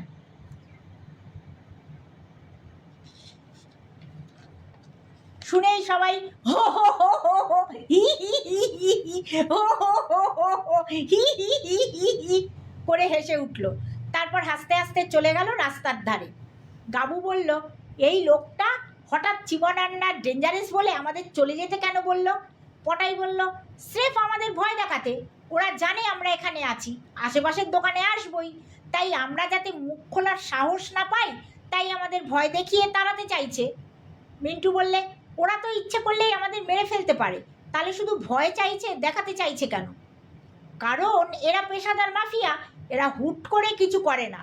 তাছাড়া পুলিশ আমাদের কথাতেই কিডন্যাপিংয়ের তদন্ত আরম্ভ করেছে, তাই যদি আমাদের কিছু অঘটন ঘটে তাহলে পুলিশ আরও জোর কদমে তদন্ত করবে, তাই ওরা আমাদের মারার রিস্ক নিচ্ছে না। গাবু বললে, হ্যাঁ, সেই জন্যেই ইচ্ছে করেই ওরা আমাদের বাড়ির সামনে এসে কান্তবাবুকে ডেকে গাড়ির ভিতরে লাইট জ্বালিয়ে বসেছিল যাতে আমরা ওদের দেখতে পাই। মিন্টু বললে, ওরা আমাদের বিচেই দেখেছিল, তাই ভয় দেখিয়ে তাড়াতে চাইছে, কিন্তু যদি তাতে কাজ না হয় তাহলে অন্য কিছুও ঘটতে পারে, অতএব যা করার আমাদের তাড়াতাড়ি করতে হবে। যদিও এখানে শীতকাল কলকাতার মতো অত ঠান্ডা পড়ে না, তবুও রাত বাড়ার সাথে সাথে ঠান্ডাটাও ধীরে ধীরে বাড়তে থাকে। পূর্ণিমার রাত চাঁদের স্নিগ্ধ আলোয় সামনের কুয়াশা ঢাকা পাহাড়টাকে একটা বিশাল মায়াবী দৈত্যর মতো লাগছে। শীতের রাত, চারদিক নিস্তব্ধ, চাঁদের আলোয় এই শহরতলিকে এক অপার্থিব জগৎ বলে মনে হচ্ছে। ওরা তন্ময় হয়ে বাড়ির বাইরে দাঁড়িয়ে এই অপার্থিব জগতের মায়াময় রূপ উপভোগ করতে লাগলো। এমন সময় সঞ্জুর বাবা বেরিয়ে এসে ওদের দেখতে পেয়ে বললেন, তোমরা বাইরে দাঁড়িয়ে রয়েছো কেন? খাবার দেওয়া হয়ে গেছে, সবাই তোমাদের জন্য অপেক্ষা করছে। খাবার টেবিলেই অভিজিৎ কাকু বললেন, নাইডু কাল তোমাদের পুরো শহরটা ঘুরিয়ে দেখাবে, কাল সকালে ইয়ারাডা বিচেও নিয়ে যাবে। জায়গাটা খুব সুন্দর, কিন্তু নিরিবিলি বলে টুরিস্টরা জায়গাটা সম্বন্ধে খুব ওয়াকিবহাল নয়। এই সামনের পাহাড়টার ঠিক উল্টো দিকে, তারপর রোটা পার্ক, শিবাজি পার্ক গাড়িতে করে কালকে এইসব জায়গাগুলো ঘুরে এসো। পরের দিন সিংহাচলম থেকে ঋষিকোণা হয়ে কৈলাসগিরি যাবে। কাল সকাল সকাল উঠতে হবে, তাই আজকে তাড়াতাড়ি শুয়ে পড়ো। পটাই জিজ্ঞাসা করলো, শিবাজি পার্ক কি শিবাজি পালমের কাছে? অভিজিৎ কাকু বললেন, শিবাজি পালমই শিবাজি পার্ক। গাবু বললে, বোরা কেভস আর আরাকু ভ্যালি কি এখান থেকে যাওয়া যায়? অভিজিৎ কাকু বললেন, ওই জায়গা দুটোও একদিন গিয়ে দেখে এসো, এখন তাড়াতাড়ি শুয়ে পড়ো, না হলে কালকে উঠতে দেরি হয়ে যাবে। পরদিন সকালবেলায় সবাই তাড়াতাড়ি উঠে রেডি হয়ে নিল, কিন্তু পটাইকে ধারে কাছে দেখা গেল না। নাইডুও গাড়ি নিয়ে হাজির, বেশি দেরি করলে ফিরতে দেরি হয়ে যাবে। এইসব ভাবনা চিন্তার মধ্যেই পটাইকে দেখা গেল হাতে ব্যাগ ভর্তি কেনাকাটা করে বাড়িতে ঢুকছে। গাবু জিজ্ঞেস করতে পটাই বলল, তার কিছু কেনাকাটা করার ছিল, তাই সে বেরিয়েছিল। তারপর সবাই মিলে গাড়িতে উঠতেই গাড়ি ছেড়ে দিল। কিছু দূর সমতলে যাওয়ার পর গাড়িটা পাহাড়ের পাকদণ্ডি বেয়ে উঠতে আরম্ভ করলো। এইভাবে কিছুটা যাওয়ার পর পুরো শহরটা দেখা যেতে লাগলো। খানিক বাদে রাস্তা আবার নিচের দিকে নামতে আরম্ভ করলো। আর কি আশ্চর্য, যতদূর দৃষ্টি যায় শুধু সমুদ্র আর সমুদ্র। এবার শুধু নিচের দিকে নামা। রাস্তা এতটাই খাড়াই যে মাঝে মাঝে ইঞ্জিন বন্ধ করে দিতে হচ্ছে। এইভাবে কিছু দূর পর্যন্ত গাড়িটা নিচের দিকে নামার পর দেখা গেল জায়গাটা 3 দিক পাহাড়ে ঘেরা, আর সামনে শুধু সমুদ্র। বিচের ধারের দিকে ছোট বড় নানা ধরনের পাথরের চাই পড়ে আছে। বেশ বড় বিচ। তবে সবথেকে আশ্চর্যের ব্যাপার, জলের রং একেবারে ঝকঝকে কাচের মতো নীল আর সবুজের মিশ্র। এত সুন্দর সি বিচ আর নীল সবুজ রঙের কাচের মতো পরিষ্কার জল দেখে সবাই জলে নেমে লাফালাফি করতে লাগলো। শুধু পটাই মাথা ধরেছে বলে চুপচাপ একধারে বসে থাকলো। এই সময় একটা সাদা অ্যাম্বাসাডার গাড়ি ধীরে ধীরে ওদের গাড়িটাকে পাশ কাটিয়ে আরও খানিকটা এগিয়ে গিয়ে দাঁড়ালো। সবাই তখন নিজেদের মধ্যে জল ছোড়াছুড়ি করছে, ঢেউ এলে লাফিয়ে উঠছে আর পাড়ের দিকে চলে আসছে। এইভাবে ওদের খেলা চলছে। শুধু পটাই চুপচাপ দাঁড়িয়ে ওদের খেলা দেখছে। সেই সময় একটা মারুতি ভ্যান ভয়ঙ্কর গতিতে এসে পটাইয়ের পাশে একেবারে গা ঘেঁষে দাঁড়ালো। পটাই অন্যমনস্ক ছিল, প্রথমে ব্যাপারটা খেয়াল করেনি। যখন বুঝতে পারলো তখন আর পালাবার রাস্তা নেই। গাড়ি থেকে 4 জন সন্না মতন লোক নেমে পটাইকে তুলে গাড়ির ভিতরে ছুঁড়ে দিয়ে নিজেরাও লাফিয়ে উঠে পড়লো গাড়িতে। গাড়ি স্টার্ট দেওয়াই ছিল, মুহূর্তের মধ্যে গাড়িটা প্রচণ্ড গতিতে বেরিয়ে গেল। তার ঠিক পিছন পিছন সাদা অ্যাম্বাসাডার গাড়িটাও অদৃশ্য হলো। পুরো ঘটনাটা এত দ্রুত ঘটলো যে প্রথমে সবাই হতভম্ব হয়ে পড়েছিল। পর মুহূর্তে সম্বিত ফিরে পেয়ে সবাই জল থেকে উঠে এই এই কি করছো বলে চেঁচাতে চেঁচাতে কিছুটা দৌড়লো। দেখা গেল নাইডুজি গাড়ির মধ্যে বসে থরথর করে কাঁপছে। চারদিক ঘন অন্ধকার। পটায়ের মনে হলো মাথাটা ভীষণ ভারী ভারী লাগছে। আস্তে আস্তে সে মনে করার চেষ্টা করলো সে কোথায়, এখানে সে এলো কি করে, অন্য বন্ধুরাই বা কোথায়, যারা তাকে তুলে নিয়ে এসেছিল তাদের মুখ সে দেখতেও পায়নি। গাড়িতে কেউ তার নাকে কাপড় চাপা দিয়েছিল। তারপরই মাথাটা ঝিমঝিম করে ওঠে আর সে জ্ঞান হারায়। তার মানে তাকে অজ্ঞান করে এখানে আনা হয়েছে যাতে সে রাস্তায় চেঁচামেচি না করতে পারে। হঠাৎ পটাই শুনতে পেল পাশে কেউ গো গো গো গো আওয়াজ করছে। সেদিকে ফিরবার চেষ্টা করতেই বুঝতে পারলো তার হাত পা পিছন মোড়া করে বাঁধা। জায়গাটা কেমন স্যাঁতস্যাঁতে আর পাথুরে, আর আশেপাশে মনে হচ্ছে অনেক লোক শ্বাস নিচ্ছে। তার মানে এই ঘরে ওর মতন আরও অনেক বন্দি রয়েছে। তার হঠাৎ মনে হলো ওরা মিন্টুদেরও ধরে এখানে নিয়ে আসেনি তো। ওদের নাম ধরে ডাকতে যাবে এমন সময় ঘরের দরজাটা খুলে গেল আর 2 জন লোক ঘরের মধ্যে ঢুকলো। 2 জন ঘরের বাইরে দাঁড়িয়ে রইল। একজন বলল, নয়া লড়কা কো ছোড় কে বাকি সবকা হাত খোল দো। একজন বয়স্ক লোক জল জল বলে জল চাইতে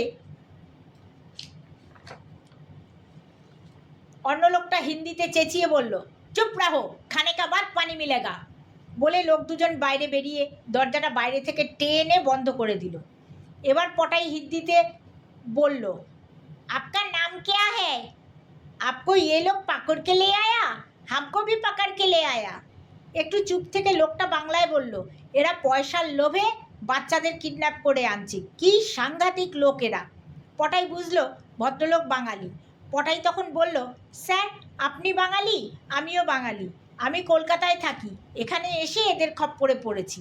এবার বয়স্ক ভদ্রলোকটি বললেন, আমিও বাঙালি, আমিও কলকাতায় থাকি, এরা আমাকে আমার বাড়ি থেকে কিডন্যাপ করে এনেছে।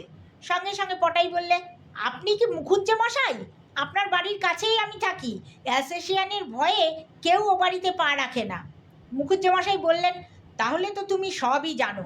আমার কাজের লোক রঘু আমার এত বিশ্বস্ত কুকুরটাকে মেরে ফেলেছে, আর এই দুষ্টু লোকেদের সাথে হাত মিলিয়ে আমার ঘরে চুরি করে বেশি কিছু না পেয়ে আমাকেই কিডন্যাপ করে এনেছে। মিন্টু, গাবু আর সঞ্জুকে নিয়ে নাইডুজি মারুতিটা যেদিকে গেছে সেই দিকে গাড়ি চালিয়ে কিছু দূর গেল। কিছু দূর যাওয়ার পর দেখা গেল রাস্তা শেষ।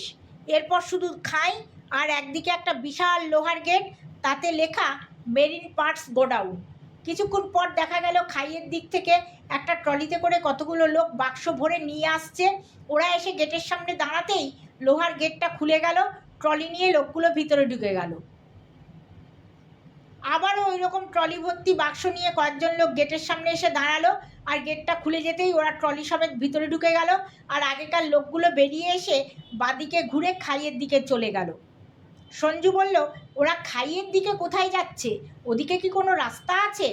বলে নাইডুজিকে বলল গাড়িটাকে ঝোপের ভিতরে ঢুকিয়ে তার মধ্যে চুপ করে বসে থাকতে, আর নিজে বড় বড় গাছের আড়ালে আড়ালে খাইয়ের দিকে গেল। সেখানে দেখতে পেল একটা রাস্তা খাইয়ের বাঁদিক দিয়ে নিচের দিকে নেমে গেছে একেবারে সমুদ্রের পাড়ে। সেখানে কতগুলো ছোট ছোট নৌকোও দাঁড়িয়ে আছে, আর সেই নৌকো থেকেই বাক্সগুলো ট্রলিতে ভরে ওপরে ওই গোডাউনে আনছে। সঞ্জু একটা ট্রলি উপরের দিকে আসছে দেখে একটু সরে জঙ্গলের ভিতর ঢুকে গেল। সঙ্গে সঙ্গে কেউ তার হাত ধরে টানলো। সঞ্জু কিছু বোঝার আগেই সে বলল, তুমিই তো পটাইয়ের বন্ধু। আমি এসপি লাহিড়ী, কলকাতার দারোগাবাবুর বন্ধু। পটায়ের সাথে সকালে আমার কথা হয়েছে। এই বাড়িটা পুলিশ চারদিক থেকে ঘিরে রেখেছে। পটাই ইঙ্গিত দিলেই আমরা অ্যাটাক করব। পটাই এবার পেছনে মোড়া হাত দুটোর ভিতর পা গলিয়ে হাত সামনে এনে দাঁত দিয়ে হাতের বাঁধন খুলে ফেললো। এবার আর যারা ওই ঘরে বন্দি ছিল সবাইকে বলল, আপনারা যদি বাঁচতে চান তো আমি যেরকম বলছি সেই মতো কাজ করুন। দুজন দরজার দুপাশে গিয়ে দাঁড়ান, আমি লঙ্কার গুঁড়ো দিচ্ছি, ওরা ঘরে ঢুকলেই ওদের চোখে এই লঙ্কার গুঁড়ো ছিটিয়ে দেবেন। বলে দুজনের হাতে লঙ্কার গুঁড়ো দিল। এগুলো সে সকালেই দোকান থেকে কিনে এনেছিল কয়েক প্যাকেট। ভাগ্যিস কিডন্যাপাররা এগুলো বের করে নেয়নি। এবার মুখুজ্জে মশাইয়ের দিকে ফিরে বলল, আর আপনি আমার সঙ্গে থাকবেন। কথা শেষ হবার সাথে সাথেই দরজায় আওয়াজ হলো, আর দরজা খুলে দুজনে দুহাতে খাবারের থালা নিয়ে ঘরে ঢুকলো। তারপরই যেন ঘরে ভূমিকম্প শুরু হলো। দুপাশ থেকে দুজনে লঙ্কার গুঁড়ো ছিটিয়ে দিল চোখে। এরকম একটা ঘটনা যে ঘটতে পারে তা ওই দুষ্টি লোক দুটো স্বপ্নেও ভাবেনি। তারা দু চোখে হাত দিয়ে চিৎকার করতে লাগলো। সেই সুযোগে সবাই বাইরে বেরিয়ে দরজাটা বাইরে থেকে বন্ধ করে দিল। এবার সবাই সিঁড়ি দিয়ে উপরের তলায় উঠে একটা দরজা দেখতে পেল। সেই দরজা পার হতেই একটা টানা বারান্দা, সেদিকে গিয়ে দেখে বাঁদিকে একটা দরজা। সেই দরজার সামনে দিয়ে 2-3 ধাপ সিঁড়ি দিয়ে নিচে নামলেই উঠোন। উঠোনের অপর প্রান্তে একটা লোহার গেট। ওরা সবাই মিলে ওই গেটের দিকে দৌড়লো। গেটের পাশে একটা লোক দাঁড়িয়েছিল, সে এবার ওদের দেখতে পেয়ে গেছে, আর দেখতে পেয়েই তারও স্বরে চিৎকার শুরু করলো। চিৎকার শুনে বাড়ির ভিতর থেকে 4-5 জন লোক ছুটে এলো বন্দুক হাতে। ততক্ষণে সবাই গেটের কাছে পৌঁছে গেছে। তারা সবাই গেটের উপর দুদ্দার করে ধাক্কা মারতে আরম্ভ করে দিয়েছে। সঙ্গে সঙ্গে বাঁচাও বাঁচাও চিৎকার। এসপি ঘোষালের কানে সেই আওয়াজ যেতেই তিনি হুইসিল বাজিয়ে দিলেন। পটাই ছিল সবার শেষে। দুষ্টু লোকগুলো ওকে ধরে টেনে হিঁচড়ে বাড়ির মধ্যে ঢুকিয়ে টানতে টানতে উপরের তলায় নিয়ে গেল। সেই ঘরটায় বিভিন্ন সাইজের বাক্স ভর্তি, কয়েকটা বাক্স খোলা, সেগুলোর মধ্যে ছোট ছোট সাদা পাউডারের প্যাকেট দেখা যাচ্ছে। কিছু লোক সেই প্যাকেটগুলো গুনে গুনে বাক্সে ভরছে আর প্যাক করছে। একধারে খানিকটা ফাঁকা জায়গা, সেখানে একটা স্ট্যান্ড ফ্যান বনবন করে ঘুরছে। পাশে একটা ছোট মতন টেবিল, তার দুপাশে দুটো চেয়ার পাতা। সেই চেয়ারের একটাতে চিমন যাদব আর অন্যটাতে একজন সোনার চেন আর দামি স্যুট পরা লোক বসে আছে। ওই দুষ্টু লোকেরা পটাইকে নিয়ে গিয়ে ওই দুজনের সামনে মাটিতে ছুঁড়ে ফেললো। পটাই টাল সামলাতে না পেরে হুমড়ি খেয়ে পড়লো। ওরা বলল, এ কি, এ এখানে কেন? সঙ্গে সঙ্গে যে লোক দুটো পটাইকে ধরে এনেছিল বলল, এ সব বন্ধুদের নিয়ে পালাচ্ছিল। শুনেই স্যুট পরা লোকটা পটাইকে 2-3টে লাথি মেরে আবার চেয়ারে বসে পড়ল। চিমন যাদব লাফিয়ে উঠে বলল, ক্যা বাকড়া হ্যায়? এবার পটাই আস্তে আস্তে উঠে দাঁড়িয়ে বলল, তোমরা আমাকে ধরে আনোনি, আমি তোমাদের দিয়ে নিজেকে ধরিয়েছি, যাতে তোমাদের আস্তানা খুঁজে পাই। এবার দামি স্যুট পরা লোকটা প্রচণ্ড রাগে কাঁপতে কাঁপতে বলল, গলি মার দো ইসকো, শুট হিম। লোকগুলো সাথে সাথে নিজেদের আগ্নেয়াস্ত্র নিয়ে প্রস্তুত হলো গুলি ছোড়ার জন্য। পটাই এক মুহূর্তে পকেট থেকে লঙ্কার গুঁড়োর প্যাকেট মুখ খুলে বের করে স্ট্যান্ড ফ্যানের সামনে উপুর করে দিল। সাথে সাথে ফ্যানের প্রচণ্ড হাওয়ায় সামনের দিকে যারা ছিল সবার চোখে মুখে লঙ্কার গুঁড়ো ছড়িয়ে পড়ল। একেবারে হুলুস্থুলু কাণ্ড, সবাই চোখে লঙ্কার গুঁড়োর জ্বালায় অস্থির। তারা ঘরের এ প্রান্ত থেকে ও প্রান্ত পর্যন্ত চিৎকার করে লাফিয়ে বেড়াচ্ছে। পটাই সেই ফাঁকে হামাগুড়ি দিয়ে সোজা দরজার বাইরে, আর বেরিয়েই দরজায় ছিটকিনি বাইরে থেকে তুলে দিল। তারপর এক দৌড়ে সিঁড়িতে। মিন্টু, সঞ্জু আর গাবু আর ধৈর্য ধরতে পারছে না। তারা লাহিড়ী বাবুকে বলল, সবাই এলো, কিন্তু পটাই তো এখনো এলো না। এসপি লাহিড়ী বললেন, এই মুহূর্তে আমরা মুভ করলে ভিতরে যারা আছে তারা সাবধান হয়ে যাবে, ফায়ারিং হতে পারে। তখন পটাইকে ওরা ঢাল হিসেবে ব্যবহার করবে পালাবার জন্যে, কারণ ওরা বুঝে যাবে যে পুলিশ ওদের ঘিরে ফেলেছে। এখন আমাদের অপেক্ষা করতেই হবে। এরপরই উপরে বাড়ির মধ্যে থেকে গুলির আওয়াজ পাওয়া গেল, সঙ্গে সঙ্গে চিৎকার আর আর্তনাদ শোনা গেল। এইবার এসপি সাহেব অর্ডার দিলেন, মুভ। সঙ্গে সঙ্গে প্রায় 100 পুলিশ পিলপিল করে জঙ্গলের মধ্যে থেকে এসে সন্তর্পণে বাড়ির মধ্যে প্রবেশ করলো, রাইফেল উঁচিয়ে।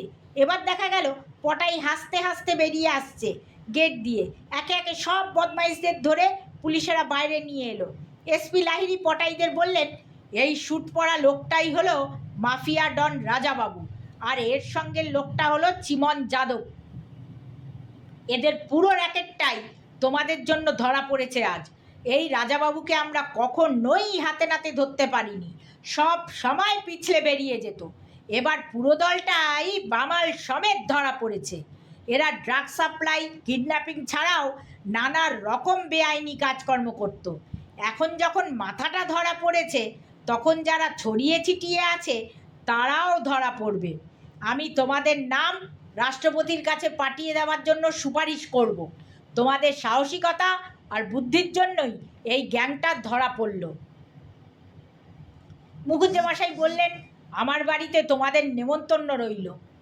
গাবু এতক্ষণ চুপচাপ সব শুনছিল, কিন্তু পুরো ব্যাপারটা ওর মাথায় ঢুকছিল না। ও ভেবে পাচ্ছিল না যে পুলিশ এত তাড়াতাড়ি খবর পেল কি করে। শেষে থাকতে না পেরে জিজ্ঞেস করেই ফেলল, কিন্তু স্যার, আপনারা খবর পেলেন কি করে? এসপি লাহিড়ী বললেন, আজ সকালেই পটাই আমার বাড়িতে আসে, তখনই আমরা পুরো প্ল্যান করে ফেলি এদের ধরার। ও তাই পটাই সমুদ্রে স্নান করতে নামেনি, আর ওই সাদা অ্যাম্বাসাডারটায় আপনারাই ছিলেন, এবার বুঝেছি। মিন্টুর মন্তব্য। পটাই শুধু বললে, নাইডুজি, আমার সমুদ্র স্নানটা বাকি রয়ে গেছে। নাইডুজি এবার হো হো হো হো হো হো হো হো হো হো হেসে ফেলেন। পাহাড়ের ওই দিকে তখন সূর্য অস্ত যাচ্ছে।